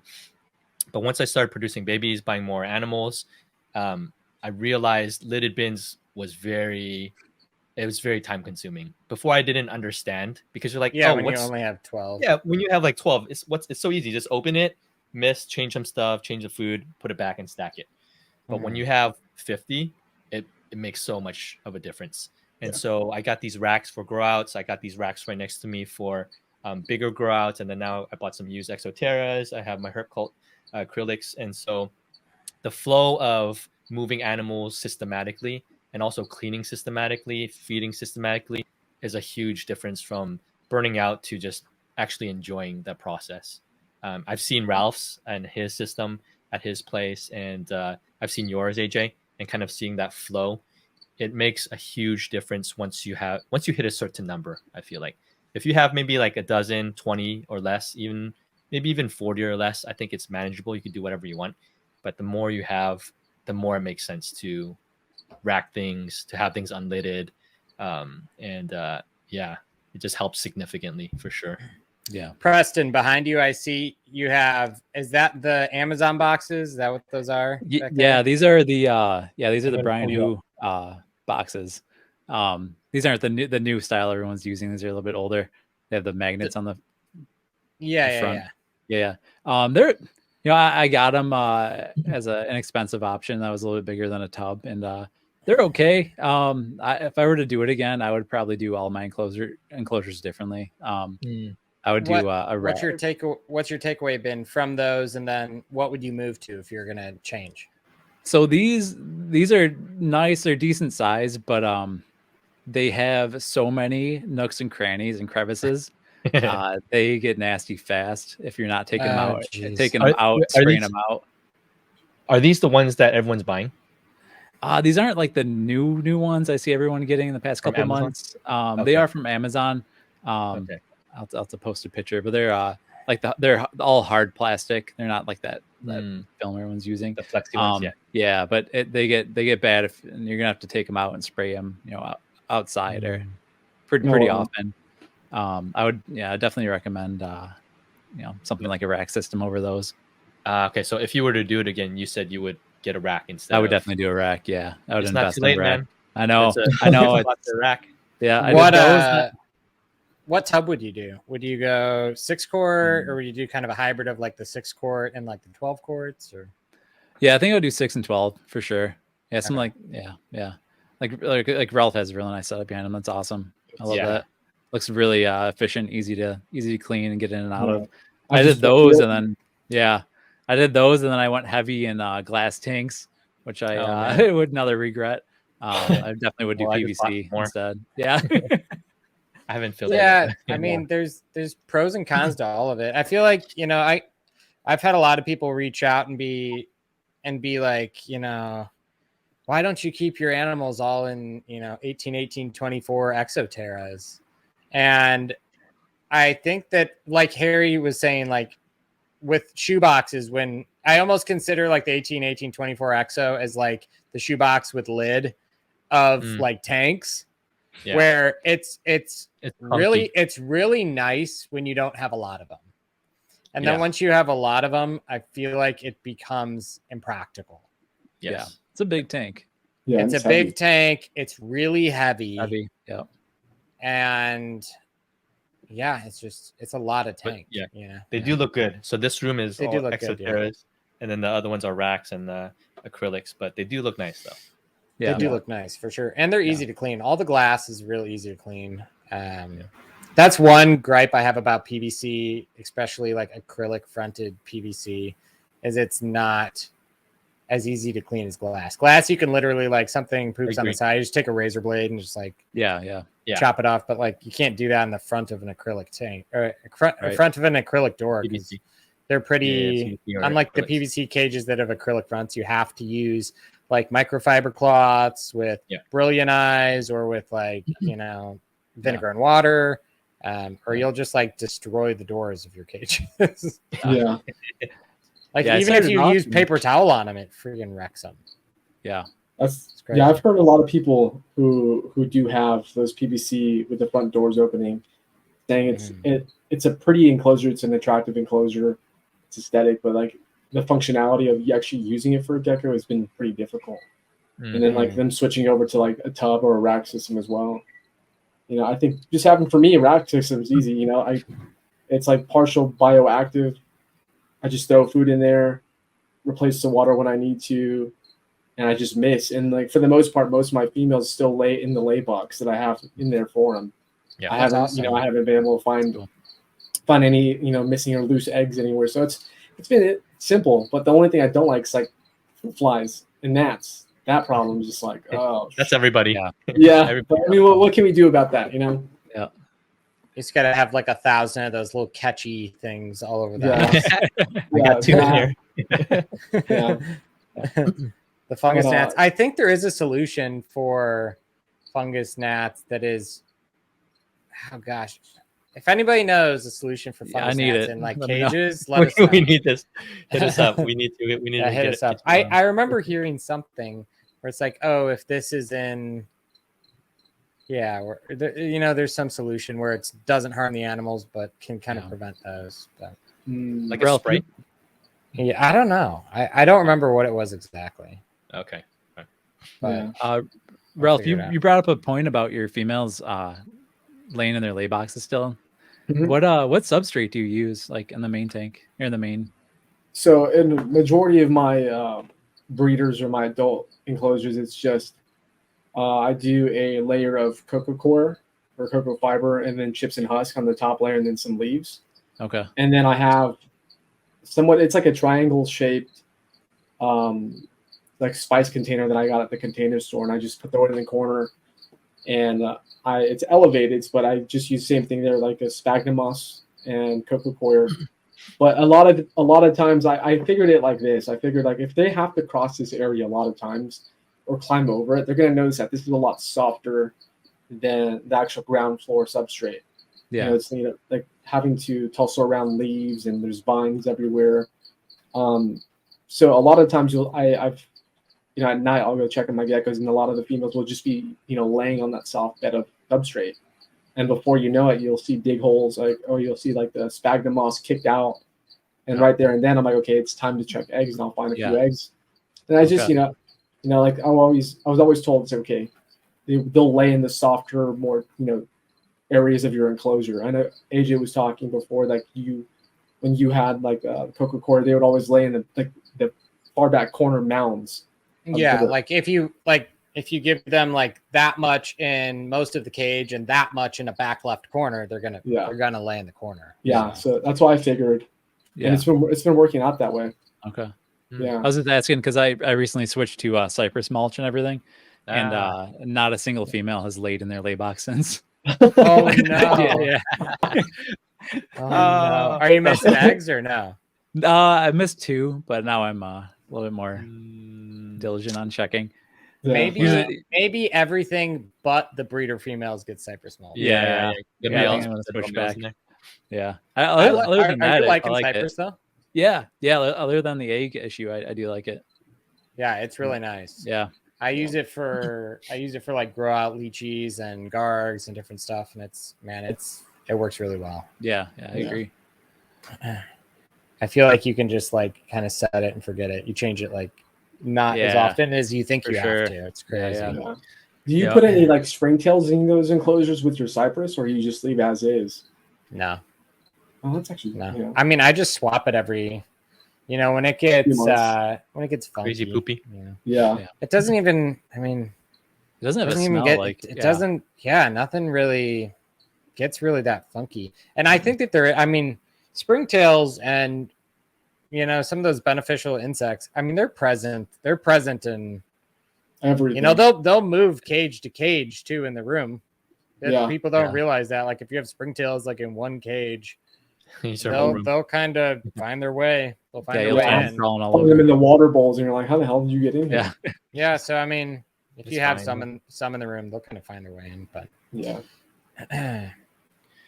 yeah. So a question for you guys: as far as I know, we talked a little bit about phenotypes and just like what comes out of your animals. What have you learned as far as like developing your eye for seeing when stuff hatches, identifying, like, for example, like Ralph identifying which animals are kind of that target animal for like the orange caps, Preston with some of the stuff you're going for, like what, do you feel, obviously Preston, you're still kind of getting stuff under your belt as far as figuring that out, but like, what would you guys say are some of those things would be looking for when you're hatching animals and seeing like, okay, am I heading in the right direction?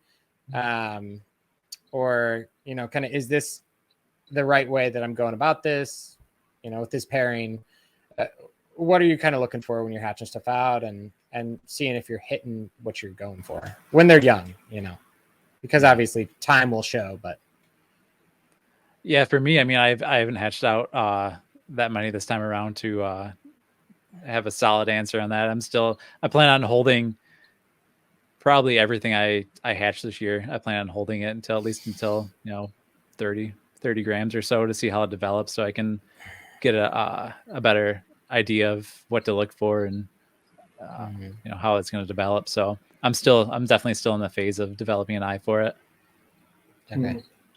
For me, so when I first started, another breeder introduced me in the lineage, and sometimes when you dive too deep into lineage, you get lost in the lineage of geckos and what geckos would look like.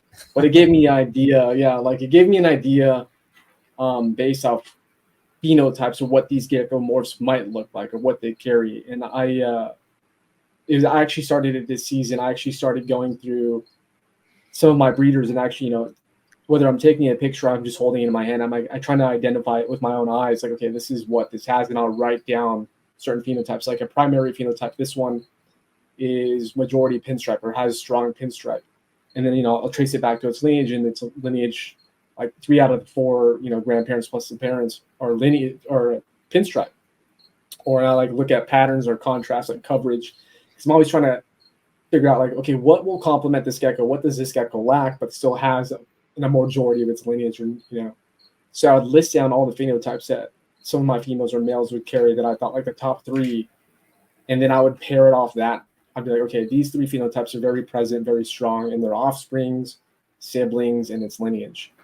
And whatever that other gecko lacked, this gecko had to make up for it. I would pair it that way. And I would, all the things I would write, even on my Instagram, like, okay, things I would hope for from this pairing. Like, I'm hoping to see this, or like on my list or my notes on my computer, like, I'm hoping to see this out of this. And like, just have a small bullet font list of like, okay, I'm expecting this, I'm expecting that, I'm hoping for this, more coverage. And I could do this because I have a smaller collection. And then, you know, once these eggs start hatching out, I'm seeing things like, okay, everything that I would hope for from this pairing, just based on what I've learned and what I've studied on this gecko, I've hit. Now I just have to watch progression. It's okay, will the drippiness come at this pound, like at this mean weight? So it's just like at hatch, I've hatched out majority. I'd say like a good 75-80% of what I was hoping for, I was able to get from what I have in my collection at the time I was breeding. Then now for me, it's like, okay, these specific offspring that I wanted, that have like 80% of what I was hoping for, are going to be moved into my holdback rack or grout rack. And then the next pairing, I'm like, okay, this one has what I need to pair these 2 in the future. Or I might just pair these 2 parents together. It's okay, this parent carries what I need. It's showing in all of its babies. And same thing with the, you know, the other pairing. And then choose the 2 best parents that might just make that exact baby without having to wait another season or 2, or just like a line to make it. But I know in my mind, it's okay, this one lacks this one has that, you know. And like I said, it makes it easy for me that way. I know it's a little more tedious, a little more like organized, but I've been happy with the results I've had with just the geckos I own in my collection. Just, you know, and some just stun me. They're like, what the hell what is this? Like, you're just surprised that, like, what you're surprised. You're either surprised that it made something like that, or you're surprised it's like, oh, you're het Phantom. I didn't even know you were Phantom. Or you're like, I can't believe that your white passes on a completely like no white animal, no white pattern animal. Like, so it is interesting. And then having to learn how those genes work and studying those, you know, little monsters or whatever you're looking for on YouTube, just how certain genes affect, you know, other geckos. I think that's just what's helped me for the most part, just trying to overcompensate for whatever a gecko lacks. Yeah. Yeah. Yeah. If you're in the same boat as me, oh, sorry. Go ahead. Yeah. I was going to say, if you're in the same boat as me, I mean, there's no better resource than Instagram and looking at, you know, hatchling pictures and the parents they came from. And yeah. And definitely like Little Monsters website for their foundation of genetics like that. Yeah, there is a lot of scientific information there that some people won't understand. But for the most part, it's explained enough where you're having a gecko and then, you know, watching the content and, you know, talking to breeders, you get an idea of like, okay, this is what or how it interacts or what you'll make out of it. And like, you know, tigering, like, I'm still learning, to be honest with you. Like, I don't know. I've stayed away from phantoms for the most part. And like, I was even asking AJ a few months ago, I'm like, is this a phantom? And he's like, no, that's just a reverse pinstripe. And I'm like, oh, crap. I'm like, because it looked phantom. And I was like, but there's certain morphs that I'm still unaware of. You talked to Alexa, Ralph? Yeah, Alexa. Alexa turned on, I think. But yeah. So that's how I've gotten my, pairing base or eye for it. Like what I'm expecting. Harry, you're muted. Uh-oh. Uh-oh. Harry, we can't hear you. Harry, we'll come back. How long have I been talking? No, you were just you were just muted there. You're fine. Okay, cool. Yeah, so I was just saying how, just basically a lot of study in terms of looking at Instagram, looking at other people's animals. And a lot of people ask this too, like, you know, it just takes time to kind of study the foundation genetics. Is good to get a good base, and then your experience of just producing stuff, Ralph, right? And seeing what comes out. And so a good example is this past season, I paired a red lily white to a yellow, and I didn't know if they were phantom or not, but it turns out they are. because I started popping out a bunch of random stuff, right? So like there's a red phantom, there's a yellow phantom, there's a yellow phantom lily white, some normals, some red, some yellow. So it's really cool to see when you pair different things and what comes out of it and how the combos work and, what to look for, things to look for and things like that, right? And so all of that stuff has been helpful as you kind of just pair stuff together and experience things, right? So I just feel like it preserves the market value. I mean, if you plan on listing animals, it'll preserve what you have going on in your collection versus, pairing something and they come out just like not something you would even look at twice. You're like just trying to, like I said, preserve your collection, value your collection, make something significant to you versus just having to put things together and sell something that for $50 just to get rid of it. Like, and go over the stress of having it in your collection. It's just, I think it's just, pacing yourself and taking your time for sure. Question for you guys, challenges as new breeders. What has been the hardest thing for both of you guys when it comes to stepping into the hobby and where you're at now, right? Obviously it took some time for you guys to develop an eye and whatnot for the geckos, but what has been the most challenging for you guys so far? For me, the most challenging thing has just been really figuring out where I want to go with what I want to make. And I think it takes some trial and error and, buying, different animals to figure out what you're looking for and what excites you.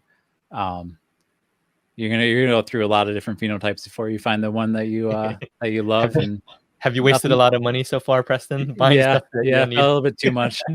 Yeah, all of us. But yeah, but I mean, that keeps it exciting, and it definitely takes some time to figure out where you want to go.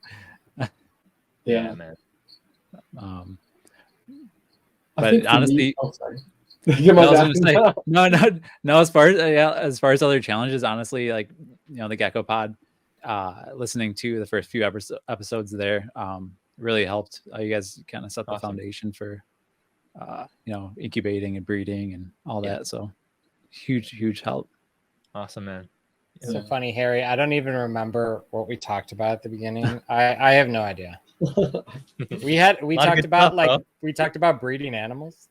We talked about like incubation. I guess that was kind of like when we started Harry, it was really just like, oh, Harry, ask me any questions you want and I guess I'll answer them. Yeah, man, dude, it was amazing. We just it's good. Crash course. Talk about geckos, and because new breeders have a lot of questions, AJ, that I feel like it's so like second nature to you that you don't really think about, and so you talk about all this like it's a gold mine, like you're a gold mine of knowledge, and you're just like, just another day just chatting in the kitchen. Yeah, I guess you just kind of forget like you're saying, like how many things I do on a day-to-day basis that I don't even think about at all. Yeah. That's super helpful. Yeah. For new breeders. Like, I can't tell you how many times I've went back and watched those. Yeah. That's awesome. Yeah. How about you, Ralph? Challenges so far for you? I think the biggest challenge. My biggest challenge, the first one have to be impulsively buying geckos and not realizing it's like, okay, I don't really need this thing. Yeah. And then it's like you have something growing out in your collection. It's like, okay, well, I don't want to pair it because I don't want to produce something with that gecko. So now I have to sell it. So it just leads to other challenges, having to find something to buy or something, or just to fill the spot for that gecko eventually. But most definitely, I think it's just being able to communicate. Like if you're new and you're getting into the hobby, like just being able to just find somebody to spend a little time with you, getting to, whether it's just getting to learn about geckos or just, because how many times do we actually go to somebody's page and talk to the breeder, or message the breeder or something. You admire these people's geckos on stories, and it's something that we're all connected with because we see something that we're attracted to, something that we like. But I think the most challenging part for me is just being able to have a conversation, small talk with just a breeder who's actually you've been following for months, not knowing oh, this guy's actually a cool dude. Like Preston and I really hardly ever talk, but we commented on each other's pictures before and come to find out we're doing this episode together, and he's one of the most cool dudes I've met. It's a blind date. Yeah, a blind date. So I think it's just being able to talk to people and learn from each other, because you guys, we can all come into the Gecko Pod, watch you guys, and it's always impactful and meaningful for us who are just getting into the hobby. I know I watched the first episode up till now, and like meeting Harry before this was even a thing. It's like I reached out to Harry and was like, man, I love your geckos, and even though they were still taking pictures on white backgrounds, I'm like, yeah. Are you talking about this week, or what are you talking about? It's a resurgence, man. I made it just for Ralph. Yeah, I think it's just cool being able to just just send a message. Go to your oldest picture, like your oldest one, like you had like these white backgrounds. Oh my god! There's like we're coming up on them. Oh, there they are. Yeah. See, look, they're also inconsistent in terms of the white. Yeah, but I liked it. I was just like, man, those are cool geckos. Yeah, they're floating geckos. AJ hates them. No, I don't hate them. Look, I have plenty of white background stuff. But yeah, it's just that. It's just being able to give somebody a small gesture, a compliment to boost someone's morale. It's like, wow, I'm actually. I may not have so many followers. I may not talk to everybody, but this person saw something they liked on my page, and it's just like it makes them want to be more a part of the community or the hobby. It makes them want to get into geckos. Yeah. I mean, that's how I got into it. Just somebody that messaged me like, hey, that's a cool gecko. I'm like, I can't wait to see what you're doing. And we say it to everybody, but lo and behold, they're watching you a year later, and it's like, dude, you've produced some killer things, and it's been a year later. Yeah. So it's just that. It's just being able to communicate with everybody and just be respectful of one another, and because there's a lot of crap build each other up. Yeah. Like you see something you like on another person's page, like, dude, that's an awesome gecko, mad props. And I was like telling Preston on his KDS gecko, I was like, I can't wait to see how this one progresses, and it's not even my gecko. And this is before we even found out we were going to be on a podcast together. So it's just it's there's some goods and bads, but I think it's just stay true to who you are, and just promote that positivity and encourage each other. And I feel like with the knowledge that we share with each other and how we control as a whole how the community is in the market, I think there is a preservation within crested geckos, because I know a lot of people are scared in general about this whole thing, whether like if it's worth even doing anymore. And I think for me, it's just like I've never seen 27 xanthics all at once on morph market. Usually it's like 6 and they're gone within a month. Yeah. But just having that preservation, and then just be able to we really can control what happens in the crested gecko world, I guess you can say. And I know you guys are advocates in this as well, because you guys are so huge, and with what you're doing with just this podcast outside of your shows and stuff like that you do. Yeah. But we're still small time, man. We're still we're small time. You're small time, but you've reached out to so many new breeders, and I think it's awesome for us. Yeah. To share experiences for sure. Yeah, I mean, I think as a whole, like if we want any culture shift to happen, we just need to do it. Steps. Like if we want more positivity in the culture, if we want less like mass breeding, any of those things, like I think our influence, everybody, each individual person, like we can like collectively kind of steer the hobby in a direction that we're more proud of, Yeah, for sure.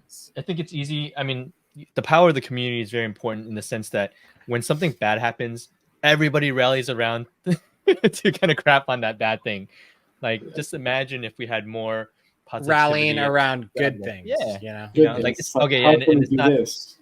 Yeah. So I mean, if you need to cancel something that's really bad, sure, I get it. Like if somebody's like murdering their animals or whatever, but also we need more positivity. It's an extreme example. I don't know another example. Killing their geckos in cold blood. Putting them in cereal boxes and putting them in the freezer. Oh man. Oh, somebody was at a show recently that had some like really crazy malnourished animals. I forget. Was it like a California show recently? Oh yeah. Something like that. Anyway, I don't know that breeder. They don't watch that for sure. It's so funny. Well, it's not funny. Every time we go to shows, Natasha, my wife, she'll come back and she'll be like, it just makes me so sad when I see like big geckos crammed in small cups, like really small, like a 65-gram gecko in like a standard 4-inch deli. Yeah. And she's like, it's just so wrong. And like, and I think that, I mean, that is wrong, but I don't know. People can just become like blind to those things. And yeah, I think there's a lot of that where people just kind of get jaded, or people get lazy or whatever it is, and they don't remember that like we're here for the animals. Like, why'd you know what I mean? Into it? You know, what drew you into this? It's like sometimes you have to remind yourself, like, I got into it for this. Whether you are reducing your collection, whatever you end up doing, it's just like there's a reason why you're here and why people like your animals, and why people are buying from you or supporting you. And if you're gonna put these animals under your care, like you really do need to be like, you have to think about their well-being over everything else, you know. So like that's something we should all strive for. And just, you know, to add to this, one last thing is just like pace. It's like pacing yourself, like having a bigger picture. I know when I first met Harry, we were picking up a racks, and you know, we both talked about being this, you know, short-term, long-term goal. You know, to us, short-term, you know, you can't really count 2 years as short-term, because if you buy a gecko as a baby, 2 years is the minimum before you can breed it, or like a year and a half, however you guys, you know, the breeding practices are. But short-term, really realistically, is 4.5, 5 years. So you have to, I feel like if you're growing something out, other than just buying a ready-to-breed animal, like, where do you see yourself going? I think it's something we all have to plan out, because a lot of us have families, or a lot of us are in relationships, or have a social life, or traveling life. It's like, can I really do this and support, like, financially support my hobbies, or my, you know, like what I'm doing, and still do the things outside of this and have the time to do it, versus like, okay, I'm going to do this for 2 years. I just produce a handful of geckos. I'm done with this. I'm going to get rid of everything. You know, I just feel like, you know, sometimes, you know, talking about impulse is, a lot of us, I feel like a lot of us in the community have done that. Just like I said, you'll see somebody who's got these really nice geckos, and a few months later, it's like this dude canceled himself because he couldn't handle it, or he just was done. You know? Yeah, that's super, super important. Yeah, just pace. Like just pace yourself. It's easy to get lost in the excitement, but it piles up quick before you know it. Your whole basement's full. So and making a system that is like what you both have going on. Like you are like, you reach milestones, like, okay, I reached 50 animals. I've got like my system dialed in. I feel really good. All right, I can scale this easily to 100. Okay, you get to 100. Okay, I feel like I really need to change XYZ before I get bigger. You know, okay, maybe I have the Amazon shoeboxes. Maybe I need to go to lidless racks. Okay, I do that. All right, now I have more capacity. I could do more. You know, and you just kind of like, I think if you just take, like, Harry, like, imagine if you just didn't change anything, and you're just like, I'm just gonna have 400 Target shoeboxes with the lids on. Oh, dude, impossible. You know, like you would just crash and burn. Out so fast. So that's a good thing for people to do, is like, you need to kind of evaluate, like, all right, am I like really dialed in before I like go to the next tier of how many animals I own? No, that's perfect. Yeah, no, I agree with that. Like, the systems is important in terms of the structures of the workflow of caring for these animals. Because even now, I'm like, if I doubled in size, if I had the space to, I feel like I could handle it, right? I have almost like 150, 200 animals, and I feel like I could double that. And it's thanks to, you know, like AJ and a lot of breeders that have, you know, chatted with us and really fine tuning various aspects of upping what you need to do in order to care for the animals, right? And so if you systematize it, then it's pretty easy to scale up in terms of the production. I wouldn't say it's super easy, it's just easier. Manageable. Yeah, there is a number that you hit. I know I've said it on here before, but I feel like when you hit like over 400, I think it's like 400. I don't know. Maybe it's 200. I feel like it was like 400 total. I was like, oof. This is different. This is different than like 300. I don't know. Yeah. Yeah, there was a number. I think it was 400 total. You're well beyond that, AJ. So you're just swamped with hatchlings. I was like, this is nuts. This is too much. Yeah. I think that's when it threw me for a loop. Was when the hatchlings started coming and they're like jumping around. The moment you open the lid, you're like, okay, can I really do 300 of these things? Just like sliding these things out and then like jumping and then going between the rack, behind the rack, and it's just like, yeah. That's then you start thinking about like now things that I think about is like everything needs to be able to be easily moved in my rooms so that when stuff gets out, I can A, find it and B, get to it when I do find it, you know? So like that's the stuff I'm getting to now where it's like the rooms have to be gecko proofed and like I can find geckos because they will get out. Like geckos will put geckos. Like geckos will figure out how to push a shoebox out. I don't know if you guys have experienced that yet. There's ones that will figure out how to push a shoebox out, and once they do it once, they will do it like every week. Oh man! And you have to like, and then I don't know, whatever. Yeah, that's a tangent. But seal your rooms too. Seal your rooms. Seal your rooms. Close the door and like put a freaking like thing on the bottom of your door so your stuff doesn't get out. Yeah. That's one thing. Oh, go ahead, Preston. These cages have little magnets on them for they close them, and you'll learn real quick when they're feeding crickets at night. They can pop that door open real easy. Oh no! Oh really? Yeah. It's time, Preston, to swap the racks, bro. It's time. Yeah. Or swap to the ones that don't have magnets. Yeah. They're all taped now. Guys, as we kind of wind down and land the plane, what excites you most about the future of the hobby? Like, there's so much to be excited for, but for you guys personally, what excites you the most? Man, there's so much. It's amazing seeing it. Seems like there's a new morph every week, or a new phenotype of a morph. It's just so exciting. It seems like the sky's the limit, really, and especially now with the market shift. I think the high end's only going to get better, and next 5 years, you're gonna have your gecko with the pink stripes that person was wanting. So I think it's kind of, and it's going to be $100. Yeah, you're right. Yeah, the red base black and where's that one? The Darth Maul. That's the black and red. The Spider-Man morph. Yeah, Spider-Man morph. Sith line. Yeah.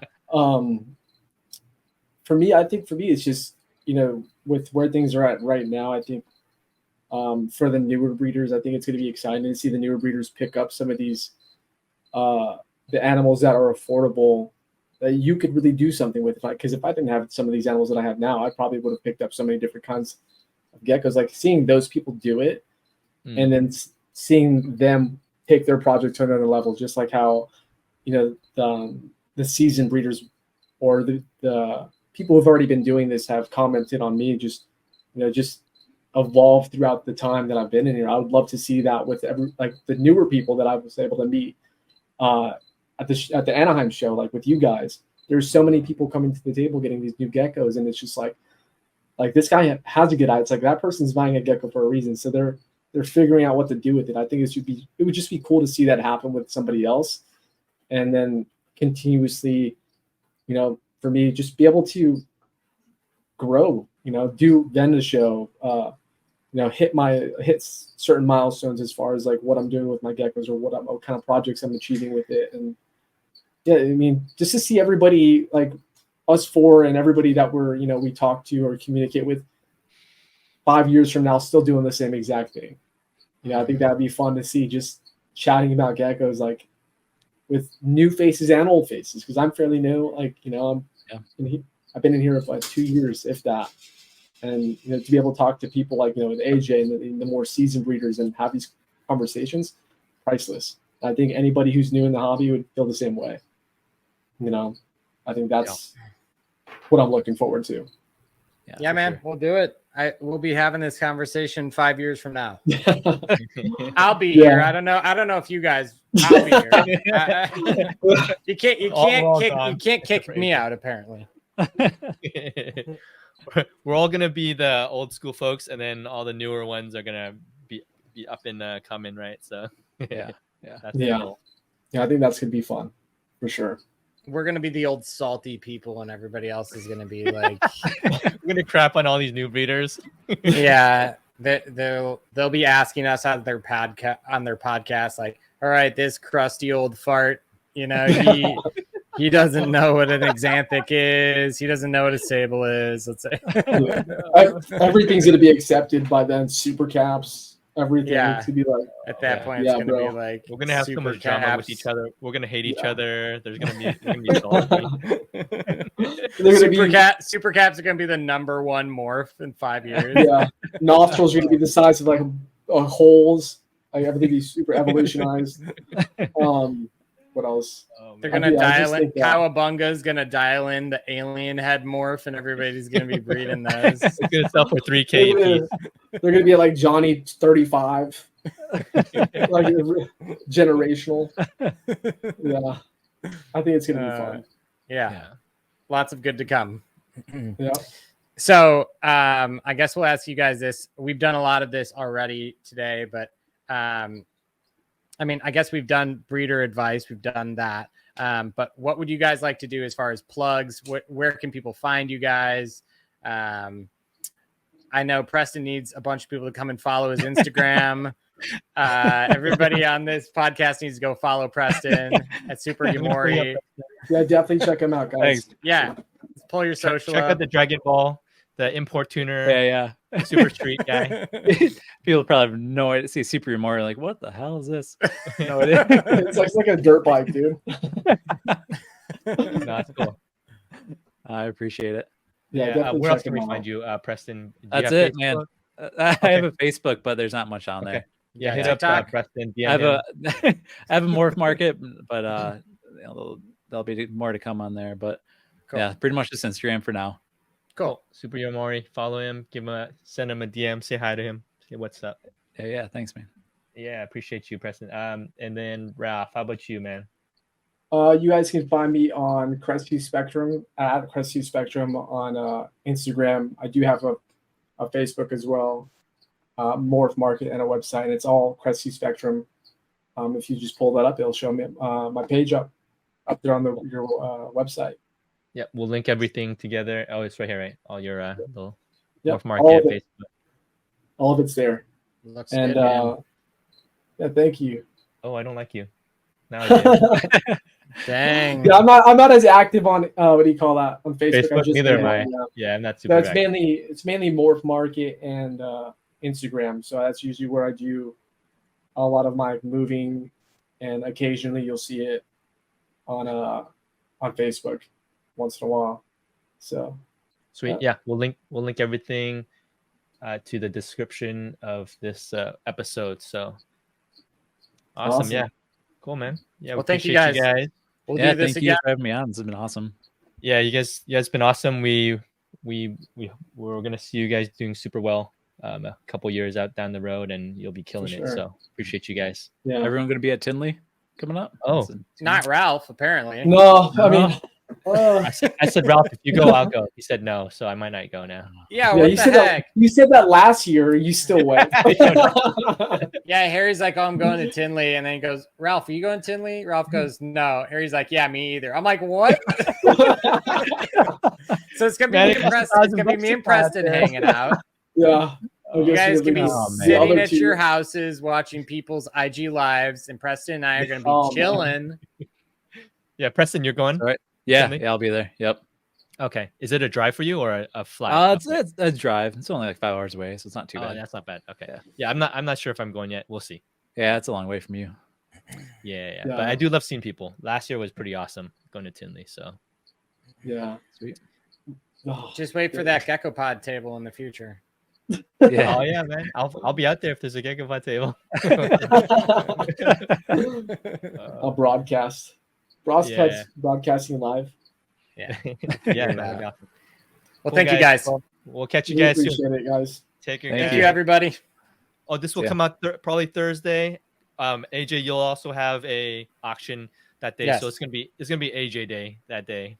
Thursday, AJ Thursday is apparently part of AJ. Yeah.